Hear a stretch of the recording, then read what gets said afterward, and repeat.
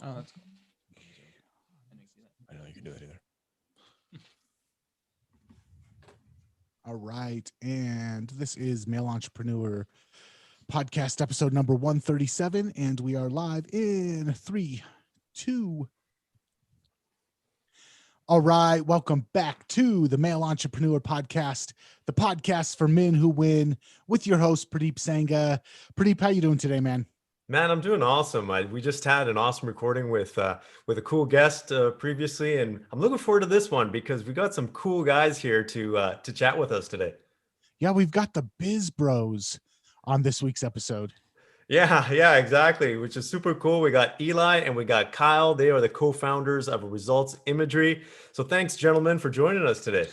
What's up, guys? We're stoked to be here. Stoked to be here. We're pretty Appreciate the stoked. invite. This is going to be a fun conversation. Yeah, this will be cool. I like you guys' setup as well. Thank you. Oh yeah. Yeah. We love geeking out with all this stuff. That's what we do for a living. And so when we can see what it actually looks like this way. yeah, we can apply it to our own brand. That's pretty fun. So this is cool. Thank you for joining us. Really appreciate it. And, this podcast is all about guys in business, about being successful. And, sometimes that can present challenges. And I want to get your perspective on two motivated guys. Also, obviously, you guys married. One of you, I believe, has kids. Yes. And being in this partnership in a business, because I've been in business for a while, I've had partners. Had some great partnerships, not so great partnerships, and it's not always the easiest thing to do. So I want to get your guys' take on what does it take to have a successful partnership and growing a business? Yeah, absolutely. Well, I'll let you kick it off. Yeah, I think, when you have an individual, okay, so we're both married, and it comes down to that work-life balance. When you have a co-founder, it's also kind of like a marriage. I mean, you spend more time with him or with your co-founder than you do with your own family. So you really have to make sure there's this yin and yang to it that, you balance each other's skills and offset the others that you don't have, and just really be able to have extremely good communication, which we do. Yeah. And luckily we are best friends. Like we were best friends before starting this business. And it's shown that it works if you have that certain amount of respect for each other, and you put all debates and arguments aside, and at the end of the day, you're still close friends. So. Yeah. And I think that's a little bit unique. Some people don't want to bring friends into a business. I know that that's a very touchy subject. But Kyle and I we definitely have something a little bit different where we've kind of gone through these different like mastermind training sessions and different things that really get down to the core of who we are as people and some of the values that Kyle and I have. And what's really cool is he mentioned kind of the yin and yang. He has different traits and I have different traits, and we have to respect those traits and realize that, he leads by his gut and I lead maybe more like analytically. So when he feels something that is, is his gut, I have to trust like, that's his thing. I know that we've done so much training on that. Like I have to run with that. And then, if he says something, I'm like, look at the numbers, like the numbers don't lie, he's got to trust that too. So it is this really good balance. And I think yin and yang is kind of what we always say. It's this perfect balance that we've had throughout the entirety of our friendship, but also the businesses. Yeah. I love how you guys put that because it is a balance, bringing you can say the good, the bad, and the ugly all together and appreciating it. And I think the one thing that you mentioned, and I could see Nathan kind of nod too, is respect. Because it takes a lot of respect to be able to get over those challenges. I'm just curious, have you guys ever had any serious, you can say, arguments or challenges in your business? We've never it's really weird. Like we were part of another startup before this one. So we've been working together for 6 years and working together, side by side. And we've never torn each other's heads off yet. Yet. Yeah. Maybe when the recording button stops here, it might be something different, but no, it's just there's intelligent IQ and then there's an emotional IQ. And I feel like if you have that high emotional IQ, you sit and listen to what the person's saying and you respect them and you really take back and let them have the table and think about your response. And I think it's really important. Yeah. We've heard, you always hear that conflict is a good way to resolve stuff. But the past startup we were involved in, kind of the other two founders, they were always at their necks. Like they were just chomping at the head. And that, they were able to resolve things and kind of grow together. But I don't think we learned from that. We learned from that, but it's nothing that we've ever had to encounter because I think respect is kind of that keynote word we both respect each other enough to be like, we don't need to talk like that. We don't need to get, just have a conversation. yeah, let's just Be talk men. it out. It's Yeah, just like, exactly. just talk about it. Yeah, that's really cool. So do you guys have set responsibilities for different areas of the business, or do you guys just kind of meld and go with the flow? Yeah, I'd say we have, I think so. Yeah. for the most part, in general, we both have a pretty good idea of overall vision and like where we want to see the company at. So however we're getting and climbing up that mountain, we're both doing it together. We're both kind of figuring out how to get to that peak, that vision that we see. But, day-to-day stuff, I think we do have, different things, more kind of operational, I think on my end, and more kind of tactical, like media leadership on his end. And I think, we're still, most would consider a small startup between 8. We usually float between 8 to 10 employees. And we're still wearing all hats at the same time. We're still, and always will be, in the trenches with everybody. So, every day is a new fire we have to put out. So we kind of just trade who's going to put that fire out, and who might take care of that client or this specific need better.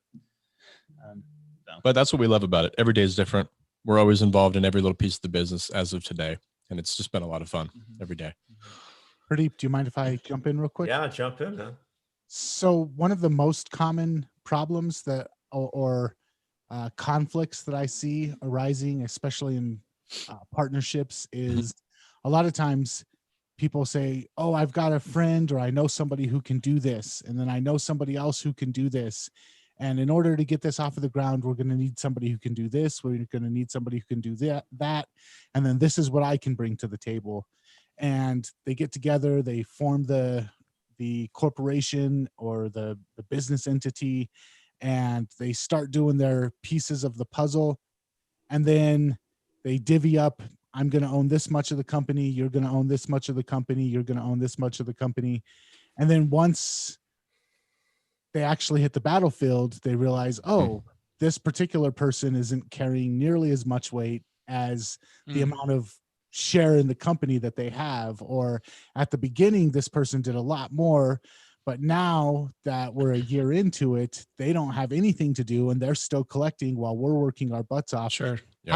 Have you, first of all, have you guys ever ran into that? And then if so, because I know that a lot of people listening might have run into this. I've run into it myself. What are your thoughts on how to best stop resentment from forming in the people that feel like they're doing more and not getting as much out? It's a great question. We're pretty raw guys. Yeah. We set expectations very quickly, and we also are very good at putting that in writing in a legal way.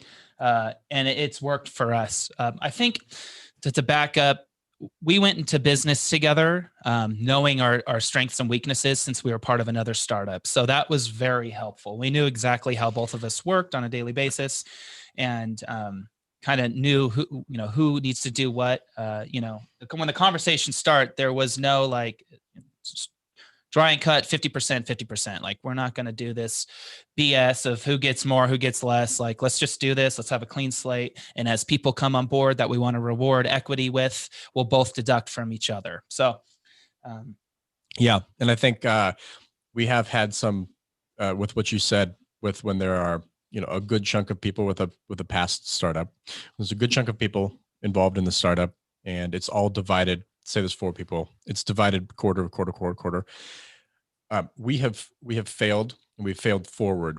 What I mean by that is we've had that experience of, that exactly what you said is everybody has equal ownership, but then there's a couple people that aren't really performing and really pushing as hard as the other ones are, but they have that equal kind of, bite in the pie.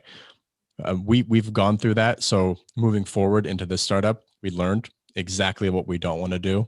So I think it's all about taking the leap and actually doing it and making sure that you do fail. Because at some point, you're always going to learn from your mistakes. And that was a perfect example of learning that, like, if you bring a ton of people in, you divide it up equally, there's going to be resentment.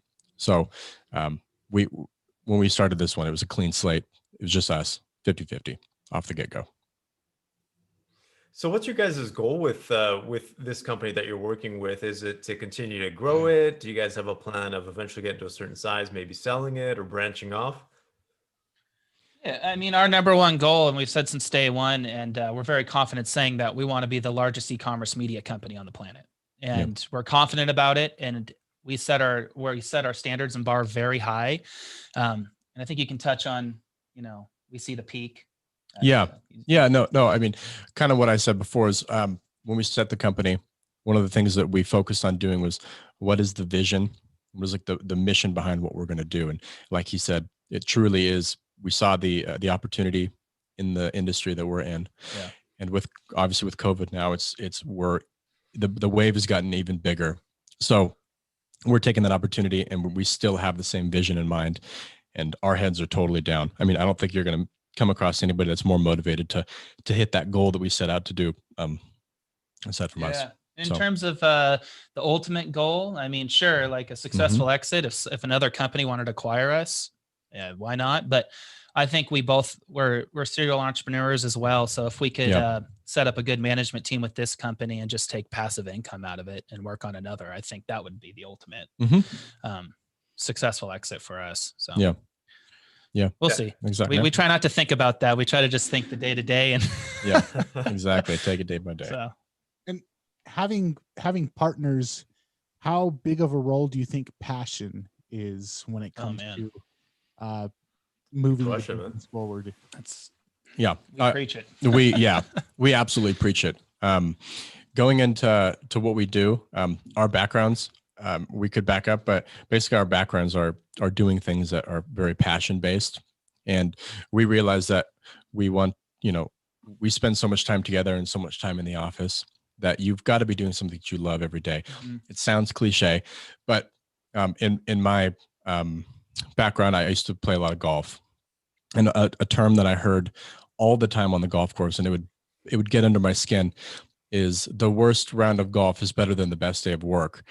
And I hated that term, because to me, I was an avid golfer, and if I had a horrible day of golf, I never would want to feel like that is better than the best day or the worst day. I hated that term. So that really was a big driver in me doing something that I want to do and love every single day. And passion is preached across our entire culture. And I think it shows. Everybody loves being here, and just got to do what you love.